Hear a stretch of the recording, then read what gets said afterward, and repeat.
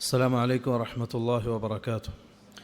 بسم الله والحمد لله والصلاة والسلام على رسول الله وعلى آله وأصحابه أجمعين، أما بعد.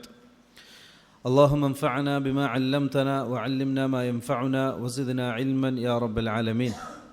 سبحانك لا علم لنا إلا ما علمتنا إنك أنت العليم الحكيم. اللهم رب اشرح لي صدري ويسر لي أمري വഹ്ലുൽ ഉഖ്ദതം മിൻ ലിസാനി യഫ്ഖഹു ഖൗലി.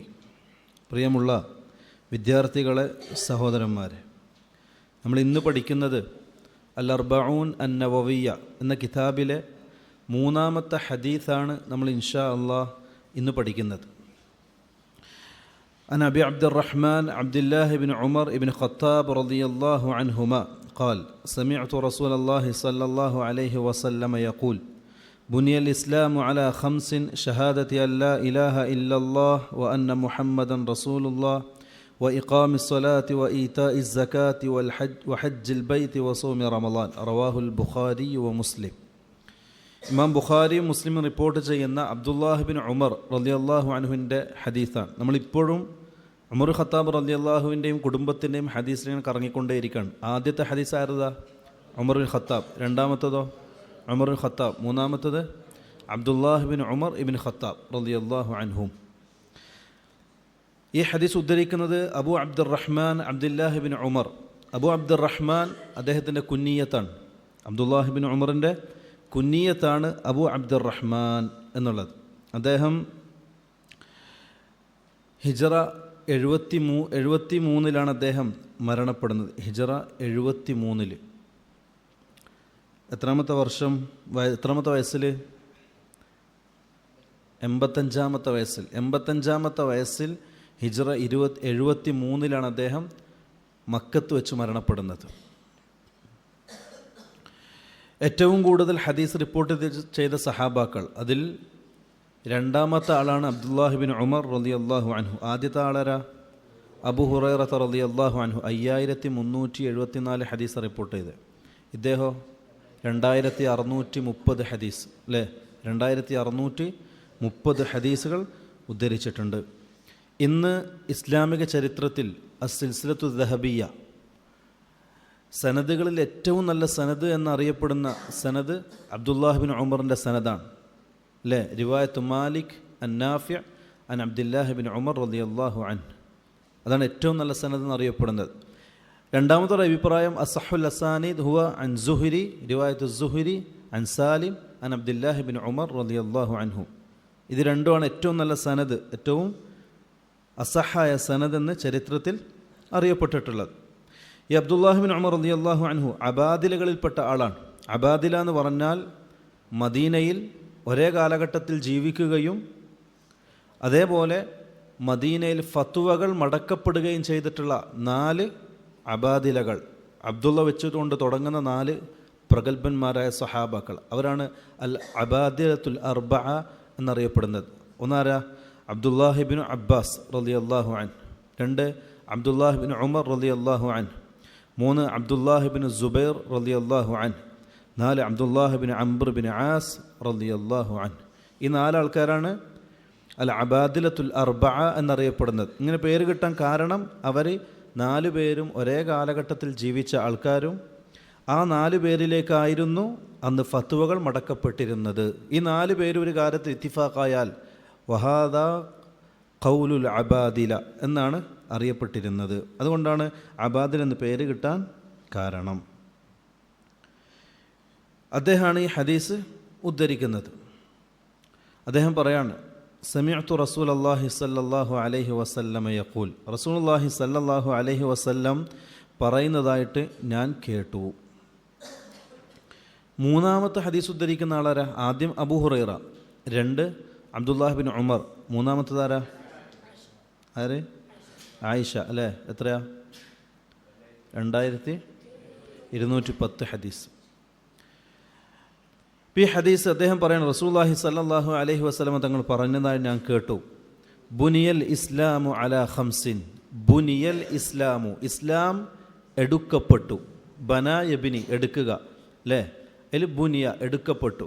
ബുനിയൽ ഇസ്ലാമു, ഇസ്ലാം എടുക്കപ്പെട്ടു. അലാ 5, 5 കാര്യത്തിൻ്റെ മേൽ. ഖംസിൻ്റെ അവിടെ നമ്മൾ തഖ്ദീർ ചെയ്യണം, അലാ ഖംസി ദആഇം, 5 തൂണുകളുടെ മേലാണ് ഇസ്ലാം എടുക്കപ്പെട്ടിട്ടുള്ളത്. ബന എന്നതിൻ്റെ മജ്ഹൂലാണ് ബുനിയ, അതിൻ്റെ നായിഫായിലാണ് അൽ ഇസ്ലാം. അപ്പോൾ ഇസ്ലാം എടുക്കപ്പെട്ടിട്ടുള്ളത് അലാ ഖംസി ദആഇം, 5 തൂണുകളുടെ മേലാണ് ഇസ്ലാം എടുക്കപ്പെട്ടിട്ടുള്ളത്. ഈ ഹദീസ് യഥാർത്ഥത്തിൽ മുമ്പ് കഴിഞ്ഞ ഉമർ ഖത്താബിൻ്റെ വിശാലമായ ഹദീസ് ഉണ്ടല്ലോ, ഹദീസ് ജിബ്രീൽ. ആ ഹദീസ് ജിബ്രീലിൻ്റെ ഒരു തഫ്സീർ, അതിൽ പറയപ്പെട്ട മൽ ഇസ്ലാം എന്ന് പറഞ്ഞപ്പോൾ പറഞ്ഞു കൊടുത്ത ഇസ്ലാം കാര്യത്തിന് 5 കാര്യങ്ങൾ, അതിൻ്റെ ഒരു തഫ്സീലാണ് ഈ ഹദീസിലുള്ളത്. എന്നിട്ട് റസൂലുള്ളാഹി സ്വല്ലല്ലാഹു അലൈഹി വസല്ലം തങ്ങൾ പറഞ്ഞു, ഷഹാദത്തി അല്ലാ ഇലാഹ ഇല്ലല്ലാ. ആ 5 കാര്യത്തിൽ ഒന്ന് ഷഹാദത്തി അല്ലാ ഇലാഹ ഇല്ലല്ലാ. ഈ ഷഹാദത്ത് എന്ന കലിമത്തിന് 2 രൂപത്തിൽ ഇഅ്റാബ് നൽകിയിട്ടുണ്ട് പണ്ഡിതന്മാർ. ഒന്ന് ഷഹാദത്തു ബിർ റഫ്ഇ, ഷഹാദത്തു എന്നാകുകയാണെങ്കിൽ അത് കളയപ്പെട്ട മുബ്തദയുടെ ഖബറായിരിക്കും അല്ലേ. ബുനൽ ഇസ്ലാമു അലാ ഖംസി ദആഇം വഹിയ ഷഹാദത്തു, കളയപ്പെട്ട മുബ്തദയുടെ ഖബറായിട്ട്. അല്ലെങ്കിൽ ബിൽ ജർരി, ജർറ് കൊടുത്തിട്ട്, ജറാണെങ്കിൽ എന്താവും ബദൽ, അലാ ഖംസിൻ്റെ ബദലായിരിക്കും ഷഹാദത്തി. ഇതേത് ബദല? ബദൽ 3 രൂപത്തിലില്ലേ, ഇതേത് ബദല? ബഅദു മിനൽ കുല്ലിൽ നിന്ന് ബഅദ് പറയാം. അതാണ് ഇവിടെ 2 രൂപത്തിലുള്ള ഇഅ്റാബ് പണ്ഡിതന്മാർ കൊടുത്തിട്ടുള്ളത്. എന്നിട്ട് പറയാണ്, ഒന്നാമത്തെ കാര്യം ഷഹാദത്തി അല്ലാ ഇലാഹ ഇല്ലല്ലാ, അള്ളാഹു മാത്രമാണ് യഥാർത്ഥത്തിൽ ആരാധിക്കപ്പെടാൻ അർഹനായിട്ടുള്ളത്. ലാ ഇലാഹ ഇല്ലല്ലാ എന്നതിൻ്റെ ഇഅ്റാബ് നമ്മൾ ഇന്നലെ സൂചിപ്പിച്ചിരുന്നു. അതേപോലെ തന്നെ വ അന്ന മുഹമ്മദൻ റസൂലുള്ളാഹ്, മുഹമ്മദ് സല്ലല്ലാഹു അലൈഹി വസല്ലം, അത് മുഹമ്മദ് സല്ലല്ലാഹു അലൈഹി വസല്ലം അള്ളാഹുവിൻ്റെ ദൂതനാണെന്നും റസൂലാണെന്നും സാക്ഷ്യപ്പെടുത്തുക. മനസ്സിലാകുന്നുണ്ടല്ലോ, അതാണ് ഒന്നാമത്തെ കാര്യം. രണ്ടാമത് റസൂലുള്ളാഹി സല്ലല്ലാഹു അലൈഹി വസല്ലം തങ്ങൾ പറഞ്ഞത് വ ഇഖാമിസ് സ്വലാഹ്, നിസ്കാരം നിലനിർത്തുക. ഇഖാമത്ത് എന്ന് പറഞ്ഞാൽ ഇഖാമത്തുസ്സല, സ്വല്ല യുസല്ലി, നമസ്കരിക്കുക അല്ലേ, സ്വല്ല യുസല്ലി. പിന്നെന്തിനാ ഇഖാമത്തുസ്സല എന്ന് പറഞ്ഞത്? ഇഖാമത്തുസ്സല എന്നുകൊണ്ട് ഉദ്ദേശിക്കുന്നത് അൻ തുഖീമ ബാത്തിനൻ വലാഹിറ, പ്രകടമായും ആന്തരികമായും അതെന്തായിരിക്കണം? നിസ്കാരമായിരിക്കണം. അതായത് ലാഹിറായിട്ട് നമ്മൾ കാണുന്ന രൂപത്തിൽ അതിൻ്റെ ഷർത്തുകളും റുക്നുകളും ഫർളുകളും വാജിബാത്തുകളും മസ്നൂനാത്തുകളും എല്ലാം പാലിക്കപ്പെടണം. ഉള്ളിലുള്ളതോ ബാത്തിനായിട്ടുള്ളതോ ഖുശൂ, അതേപോലെ തന്നെ നിയ്യത്ത്, അതേപോലെ ഇഹ്ലാറുൽ ഖൽബ്, ഈ അമലിൽ ഉണ്ടായിരിക്കേണ്ട കാര്യങ്ങളൊക്കെ നിസ്കാരത്തിലുണ്ടായിരിക്കണം, ഖൽബിലുണ്ടാകുന്ന കാര്യങ്ങൾ. ഇത് രണ്ടും കൂട്ടിയതാണ് ഇഖാമത്തി സ്വല കൊണ്ട് ഉദ്ദേശിക്കുന്നത്. സാധാരണ അഖാമ യുഖീമു, അഖാമ യുഖീമു അഫ്അൽ യുഫ്ഇൽ വസ്ന്, ഈ അഖാമ യുഖീമു എന്നതിൻ്റെ മസ്ദർ എന്താ? ഇഖാമത്ത് അല്ലേ. അഖാമ യുഖീമു അഫ്അല യുഫ്ഇലു എന്ന ബാബിൽ വരുന്ന നാഖിസായ ഫീലുകൾ അല്ല അജ്വഫായ ഫീലുകൾ, അജ്വഫ് എന്ന് പറഞ്ഞാൽ ഐൻ ഫീല് ഇല്ലത്തിൻ്റെ അക്ഷരമായത്. അപ്പം അഫ്അല യുഫ്ഇൽ എന്നതിൽ ഐന് ഇല്ലത്തായ അക്ഷരം വരികയാണെങ്കിൽ, ഫീല് വരികയാണെങ്കിൽ അതിൻ്റെ മസ്തറിൽ എന്ത് കൊടുക്കും? താ സിയാദത്തായിട്ട് കൊടുക്കും അല്ലേ. അഖാമ യുഖീമു ഇഖാമത്ത്, അസാല യുസീലു ഇസാലത്ത്, അതേപോലെ കൊടുക്കും. അമാല യുമീലു ഇമാലത്ത്, തിരിയുന്നുണ്ടോ? കൊടുക്കും. പക്ഷെ ഇവിടെ അത് കൊടുത്തിട്ടുണ്ടോ? ഇല്ല. അതായത് അതെന്തുകൊണ്ടാണ് അതിന് താ കൊടുക്കാൻ കാരണം നോക്കിയാൽ മതി. അഖാമ എൻ്റെ അസ്ലെന്താ? അഖ്വമ അല്ലേ. അഖ്വമ യുഖിവമു ഇഖ്വാം, ഇഖ്വാം എന്നാണ് വേണ്ടത്. അവിടെ ഇല്ലത്തിൻ്റെ അക്ഷരം മുത്തഹരിക്കാണ്. ഇല്ലത്തിൻ്റെ അക്ഷരം മുത്തഹരിക്കായാൽ എന്താവും? ഹർക്കത്ത് മുമ്പിലേക്ക് പോവും. ഇല്ലത്തിൻ്റെ അക്ഷരത്തിൻ്റെ ഹർക്കത്തിനെ മുമ്പത്തെ അക്ഷരത്തിന് കൊടുക്കും. അപ്പം എന്താവും? ഇഖ്വാം എന്നുള്ളത് ഇഖാന്നാവും. പിന്നെ വാവും അലിഫും ഇത് രണ്ടും സാക്കിൻ. അപ്പോൾ ഇൽത്തിക്കാവ് സാക്കിൻ ആയതുകൊണ്ട് വാവിനെ കളയും. അപ്പോൾ എന്തായി? ഇഖാം, ഇഖാം എന്നാവും. പിന്നെ ഈ കളയപ്പെട്ടതിൻ്റെ ബദലായിട്ട് നമ്മൾ എന്ത് ചെയ്യും? ഒരു താ സിയാദത്തായിട്ട് കൊടുക്കും. അപ്പോൾ ഇഖാമത്ത്. ആ ഇഖാമത്തിനെ ഇലാഫത്തായിട്ട് വന്നാൽ ആ താൻ എന്ത് ചെയ്യും? കളയും. അതാണ് ഇവിടെ സംഭവിച്ചത്. വ ഇഖാമിസ് സ്വലാത്തി, ശരിക്കും എന്താ വേണ്ടത്? ഇഖാമത്തി സ്വല. ആ താൻ എന്ത് ചെയ്തു? കളഞ്ഞു. ഇലാഫത്തായതുകൊണ്ട് താനെ കളഞ്ഞു. അതേപോലെ വ ഈതാ ഇസ്സക, ഈതാ ഇസ്സക, അതിൻ്റെ അർത്ഥം ഈതാ ഇസ്സക, നിങ്ങൾ സകാത്ത് കൊടുക്കുക. ആതാ യുത്തി അല്ലേ, അത്താ യുത്തി ഇതാണ് അസ്ല്. അത്താ യുത്തി ഈതാ, ഈതാ അല്ലേ, ആതാ യുത്തി ഈതാ. ഈതാ എന്നങ്ങനെ എൻ്റെ മസ്തർ വന്ന് ശരിക്കും ഇഫ്ആൽ എന്നല്ല വേണ്ടേ അല്ലേ അല്ലേ? പിന്നെ ഇങ്ങനെ ഈത്ത അവസാനം ഹംസ വന്നെങ്ങനെയാണ്? ശ്രദ്ധിച്ചോ, ഹംസ എങ്ങനെ വന്നതെന്ന് വെച്ചാൽ നാഖിസായ ഫീല് അഫ്അല യുഫ്ഇലു വന്നാൽ, ലാം ഫീല് നാഖിസായത് അഫ്അല യുഫ്ഇലു വസ്നിൽ ബാബിൽ വന്നാൽ അതിൻ്റെ അവസാനത്തെ ഇല്ലത്തിൻ്റെ അക്ഷരത്തെ നമ്മൾ എന്ത് ചെയ്യും? ഹംസയാക്കി മാറ്റും. എന്തുകൊണ്ട്? ആ ഇല്ലത്തിൻ്റെ അക്ഷരം ചിലപ്പം വാവാകാം, ചിലപ്പം യാ ആകാം. ഇത് സിയാദത്തായ അലിഫിന് ശേഷം വന്നാൽ അതിനെ ഹംസയാക്കി മാറ്റും. അങ്ങ് പഠിക്കും ഇൻഷാ അല്ലാഹ് അല്ലേ. അവസാനത്തെ ഇല്ലത്തിൻ്റെ അക്ഷരം വാവോ യാവോ മുത്തരീഫായി വരികയും അഥവാ സിയാദത്തായി വന്ന അലിഫിന് ശേഷം വരികയും ചെയ്താൽ നമ്മളെന്ത് ചെയ്യും? ആ ഇല്ലത്തിൻ്റെ അക്ഷരം മാറ്റിയിട്ട് ഹംസയാക്കും. അങ്ങനെയാണ് ഈ ഹംസയത്. വ ഈതാ ഇസ് സകാത്തി, മനസ്സിലാകുന്നുണ്ടോ? സകാത്ത് കൊടുത്തു വിടുക. അതേപോലെ വഹജ്ജിൽ ബൈത്തി, വഹജ്ജിൽ ബൈത്ത്, ഹജ്ജ യഹുജു എന്നതിൻ്റെ അർത്ഥം ഖസദ യഖ്സുദു, ലക്ഷ്യം വെക്കുക എന്നാണ് ഹജ്ജ യഹുജുൻ്റെ അർത്ഥം. ലക്ഷ്യം വെക്കുക. അൽ ഖസ്ദ്, ഹജ്ജ് എന്ന് പറഞ്ഞാൽ അൽ ഖസ്ദ്, ലക്ഷ്യം വെക്കുക. എന്ത് ലക്ഷ്യം വെക്കുക?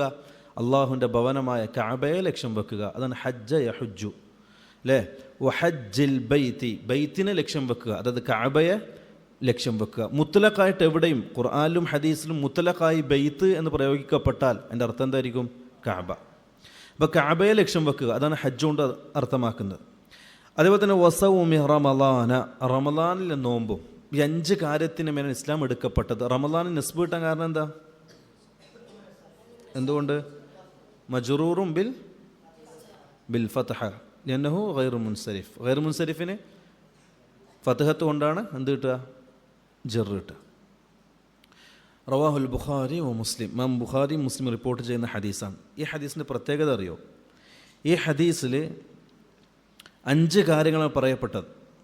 ഈ 5 കാര്യങ്ങളും എല്ലാ പ്രവാചകന്മാരും പഠിപ്പിച്ച കാര്യമാണ്. ഈ 5 കാര്യങ്ങളും എല്ലാ പ്രവാചകന്മാരും പഠിപ്പിച്ച കാര്യമാണ്. തഫാസീലുകൾ വ്യത്യാസം ഉണ്ടാവും, പക്ഷെ അസ്ല് എല്ലാ പ്രവാചകന്മാരും പഠിപ്പിച്ചതാണ്.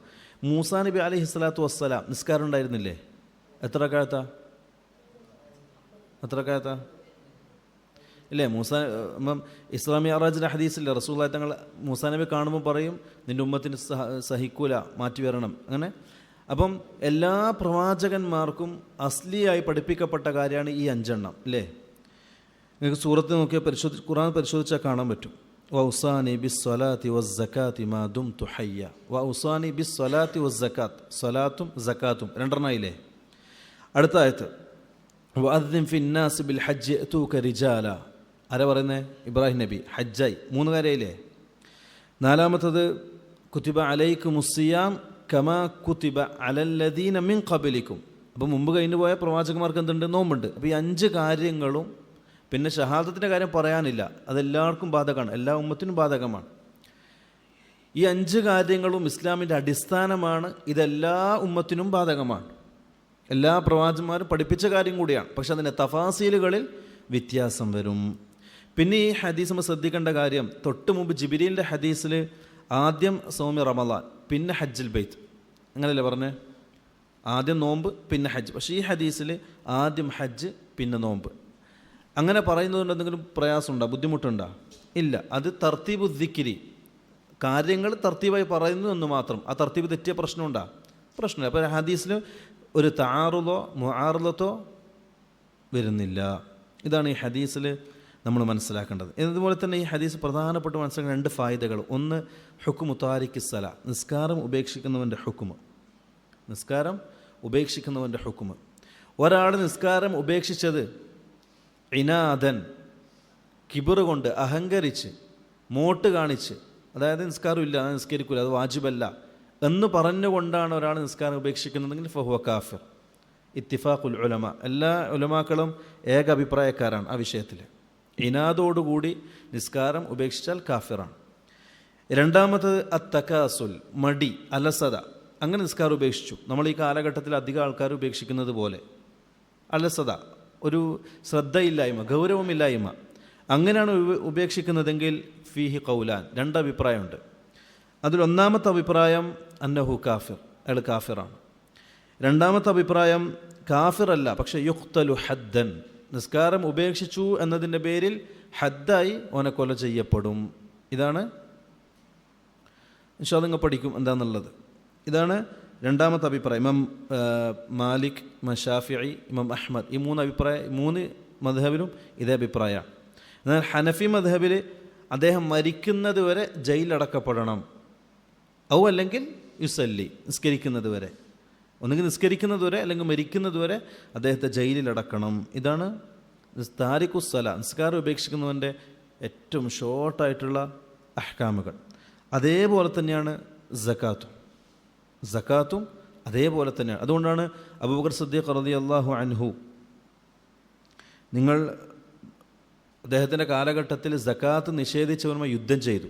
അപ്പോൾ അബൂബക്കർ സിദ്ദീഖ് ചോദിച്ചു, ഉമർ ഖത്താബ് ചോദിച്ചു, നിങ്ങൾ എന്തിനാണ് ലാ ഇലാഹ ഇല്ലല്ലാഹ് അംഗീകരിക്കുന്ന മുഅ്മിനീങ്ങളോട് യുദ്ധം ചെയ്യുന്നത് എന്ന് ചോദിച്ചു.